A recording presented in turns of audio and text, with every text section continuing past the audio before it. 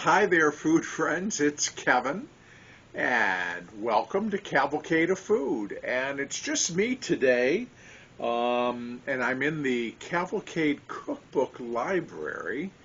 And I thought, as I was going through cookbooks, which I'm always doing, looking for recipes and ideas, and just always trying to learn more about the culinary history and trends of certain points in time, particularly here in the United States, it dawned on me that I have a lot of certain kinds of cookbooks.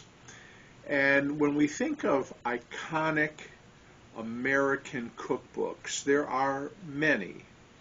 The Joy of Cooking, Betty Crocker, Good Housekeeping.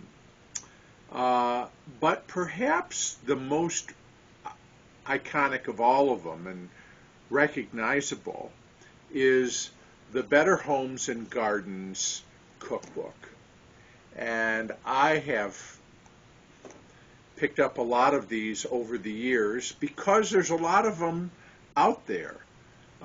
They have sold more than 34 million copies since their debut in 1930. So in 97 years, hard to believe, but that's how, 1930. So no, wait, I'm doing the math wrong. In 7 years, in 93, it's been 93 years. 7 more years, they'll have their 100th anniversary. Okay, I'm not a math teacher, by the way. So anyways, there's a lot of these out there still.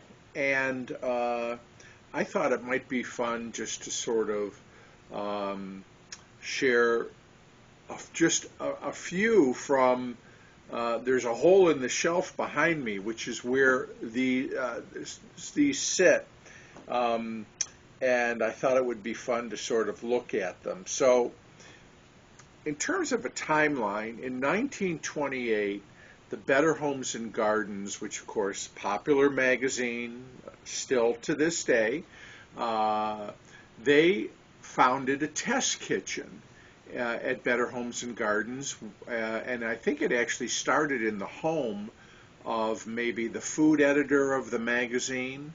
But the idea was to test recipes so that the home cook would be assured that the recipes were correct.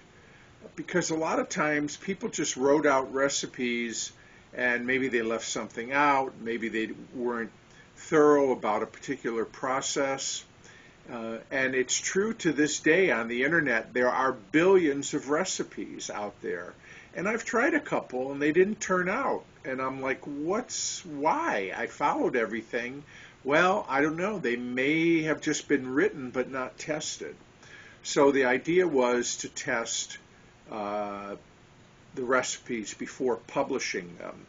So they started doing this, and the test kitchen got bigger, and the test kitchen still exists. I think it's in Des Moines, Iowa, where Better Homes and Gardens is headquartered, and would test it using a gas range, would test it using an electric range, would test it using various kinds of utensils, like making a cake as an example. We make it in a metal pan.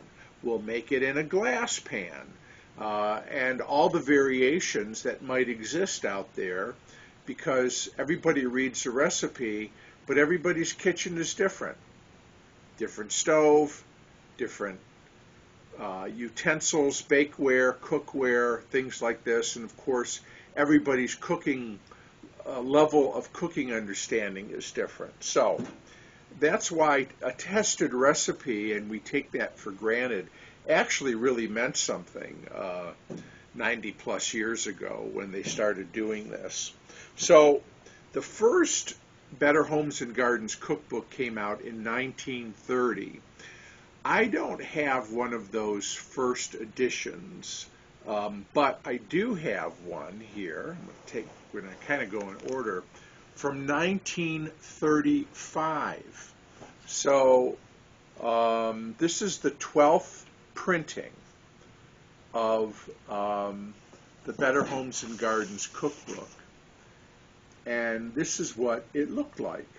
The first edition was similar to this, but it was not gray. It might have been kind of green or dark blue, but this is what it looked like.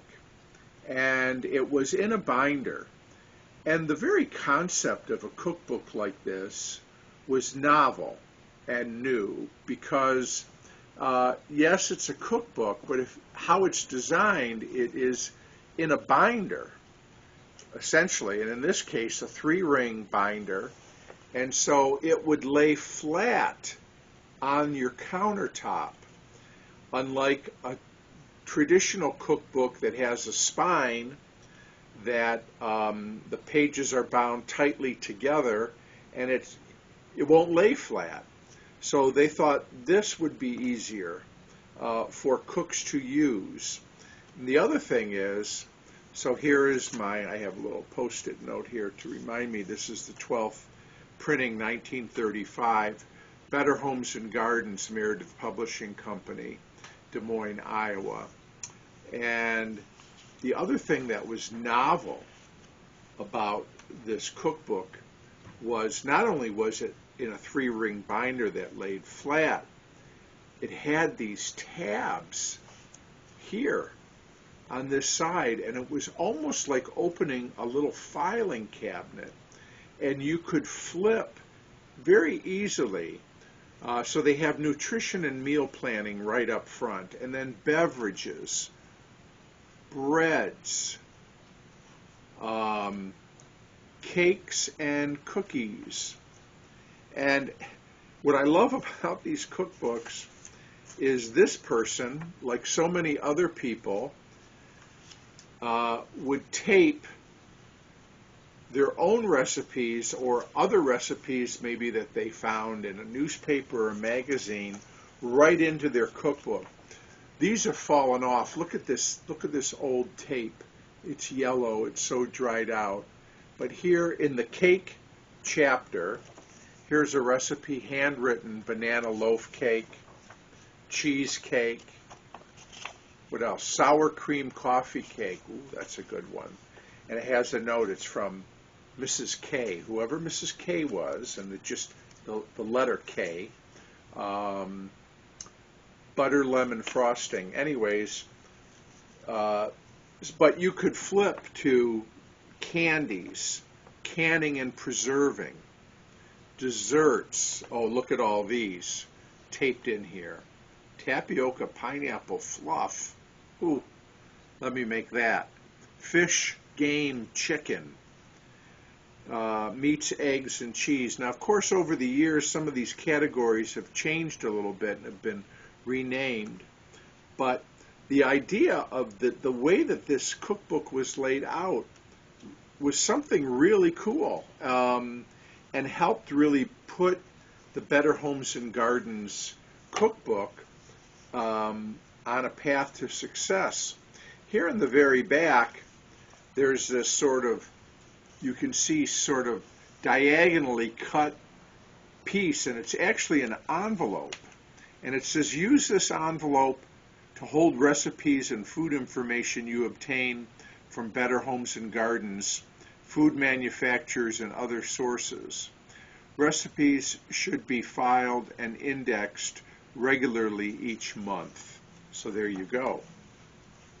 And then on the inside cover, there were all kinds of little tips about measurement, equivalencies, how many teaspoons in a tablespoon, how many tablespoons in a cup, etc.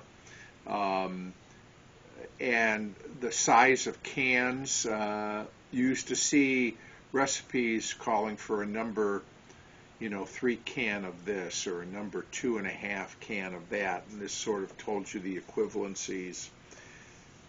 Popular baking temperatures for cakes, there was information on the front cover as well. So this is 1935.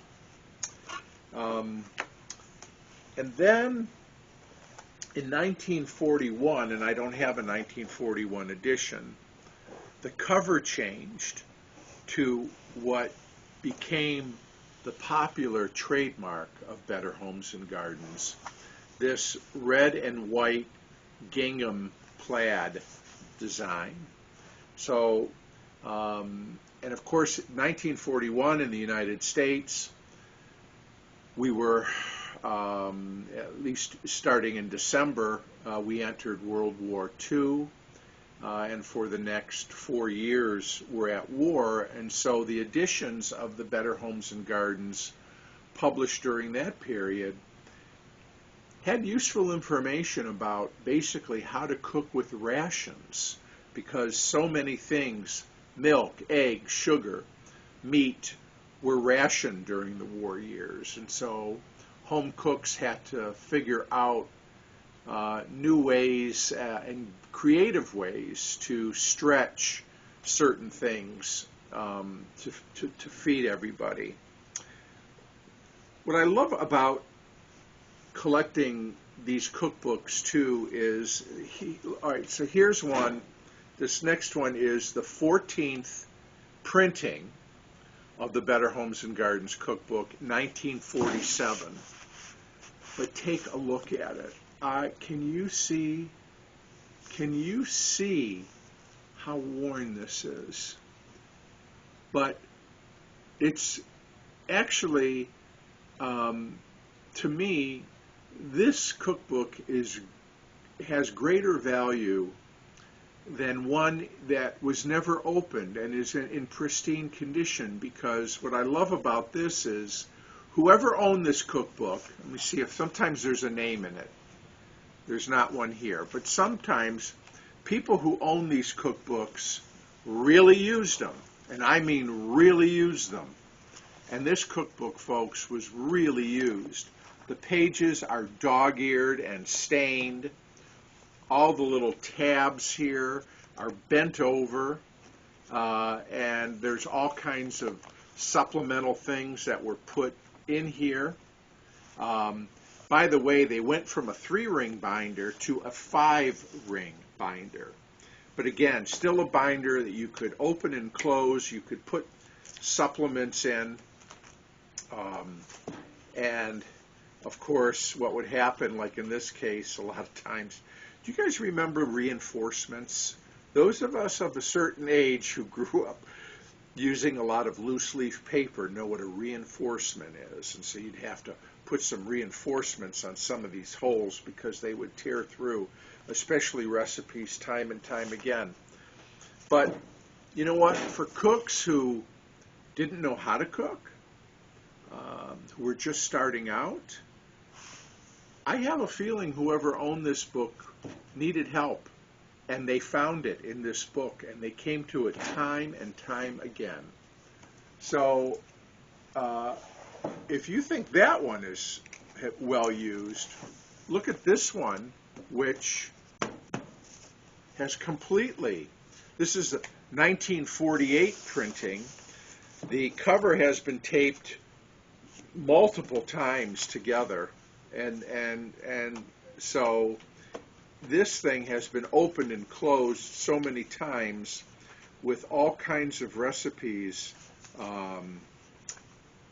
thrown in for good measure. But again, it is Better Homes and Gardens Cookbook, Recipe Tested Better Homes and Gardens Tasting Test Kitchen. But look at that. And so I got to find some red duct tape and see if I can repair it. So we're going down the line here, sort of by year. Here's one from 1949. Now it's in its 20th printing by this time. And you can see very slight variations, changes. Sometimes the font changes a little bit. You can see they've added certain kinds of tabs like nutrition, meal planning and meal making, special helps, appetizers, things like that that weren't in the very early cookbooks. Let's see. 1949. This is 1951. So this 1951, we're getting sort of towards the end of this era of cookbook, because in 1953 they changed the cover. First of all, come on, you gotta love this. Can you guys see? Okay, don't leave the cookbook on the top of the range when you turn a burner on. They found out, and they left a reminder. You can see the coil mark there. I love it though. But I'm going to show you how it changed, and the back probably shows it the best. You went from sort of the gingham being oriented on a bias, on a diagonal, to the gingham going horizontal and vertical like that. I know, subtle change. But also, you can see we've incorporated the color blue here, red, white, and blue. All right, this is an American cookbook after all. And we have changed the design of the front cover to include some cooking utensils and serving utensils. A saucepan, a gravy boat, a skillet. But you'll also see something here. Well, it says new. Better Homes and Gardens New Cookbook. So in the early 50s, we went from this, 1951, and this is a 1953 edition of the Better Homes and Gardens Cookbook. So now it's the new cookbook. And there were a lot of things new about it in comparison to the old cookbook, not just the cover design, but you see, I get another copy from this vintage. Yeah, here's one. So you had, first of all, you had a plastic cover over the top like that that helped keep the cover page clean, and you had a lot of color photographs in here. The tabs were pinkish, but you had a lot more photography, color photography, and here you've got some additional tabs that were introduced, and they separate, like casseroles and one-dish meals, jiffy cooking, outdoor cooking, grilling and things like that, table settings, and entertainment. So this really was a new cookbook.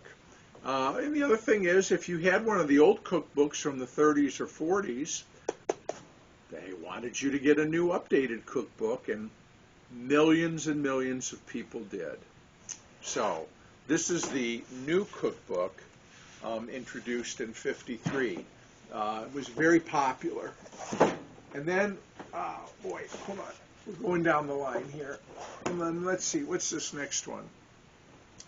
Here is from 1962. So this would be the next decade. Let me go back to '53. Again, just for comparison, you can see the cover is sort of the same, but you'll see the font is different. They changed the font over the course of those years. So these are about 10 years apart, '53 and 1962. And they changed up sort of the cover here. on the inside. They put a plastic loop here between the rings of the binder that saved a little bit in page tearing. And you'll notice that the tabs, the inside went from sort of pink, hold on, I'm doing this, there we go, pink here to yellow here. So we went from pink tabs to yellow tabs. So, you know, a constantly evolving sort of design. Then here we get into the 1970s, 1971. Again, now we no longer have the utensils on the front of the cookbook, but we're still calling it the new cookbook, Better Homes and Gardens. And you will notice a change. Let me go back to 1962 to 1971. Look what they did. They went back to the diagonal plaid, gingham, versus the horizontal vertical. So, again, just keeping it fresh, kind of going back to the 1940 revision of the cookbook. But again, here, tons of color photographs throughout. And this is 1971, so you're really reflecting on the popular foods of that time. If you look here, a Jell-O mold with frosted grapes, artichoke hearts, some kind of a chiffon pie, of course fondues and all of that, rotisserie chicken. Again, we're in the 70s, and Better Homes and Gardens is keeping us all abreast on the food trends. Now, let's see. Here, this is 1989. So now you could buy a paperback version of the book. Not an abbreviated version, but the whole book, but in a paperback form, smaller. Again, the way that they did put it together, I will say, it lays fairly flat on the counter. They didn't bind it real tightly so that the pages would stay. And it's not tabbed like the binder book is, but certainly laid out nicely, very easy to follow.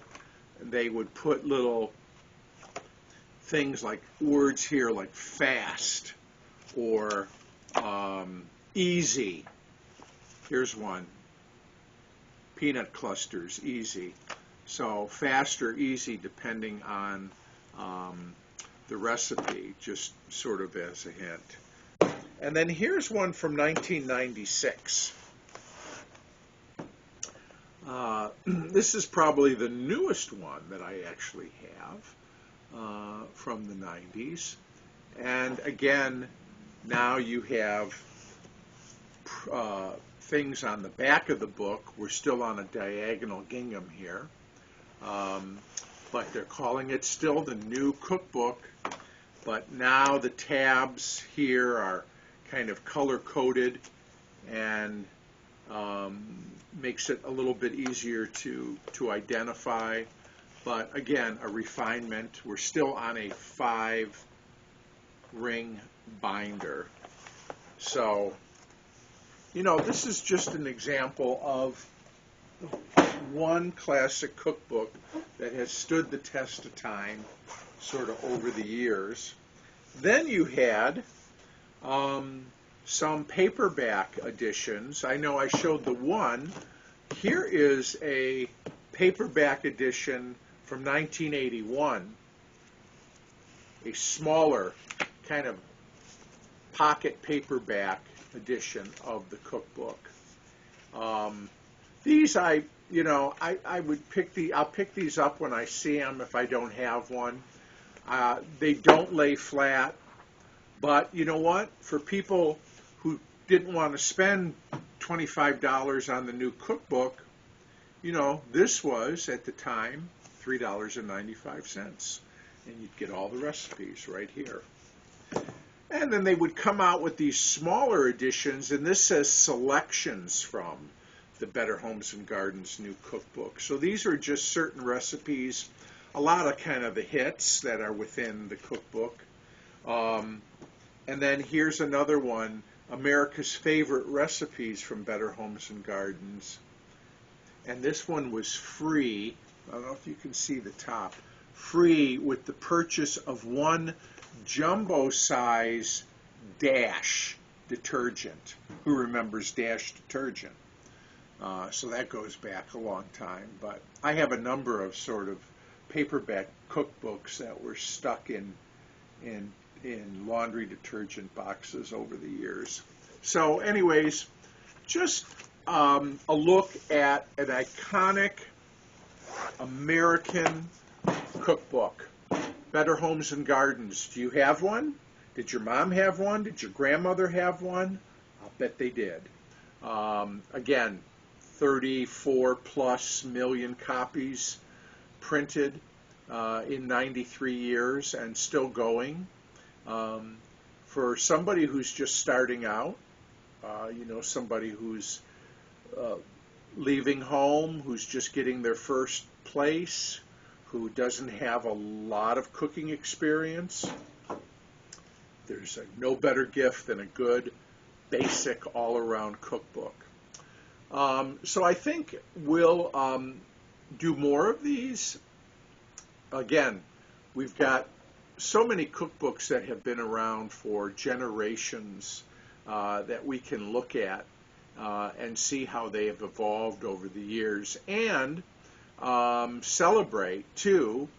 So now what I have to do is go through here and find some recipes, and we can make them on Cavalcade of Food. I already have over the years, by the way, but it's always fun to revisit.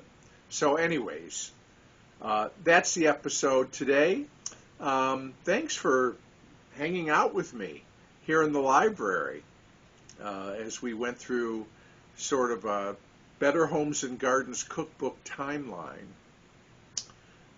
Again, let me know if you've got one or someone in your family had one and used them, if you have any stories about this cookbook, if you have a favorite recipe in this cookbook that you really love to make and has become part of your sort of regular circulation of things that you enjoy making. Share that with us as well.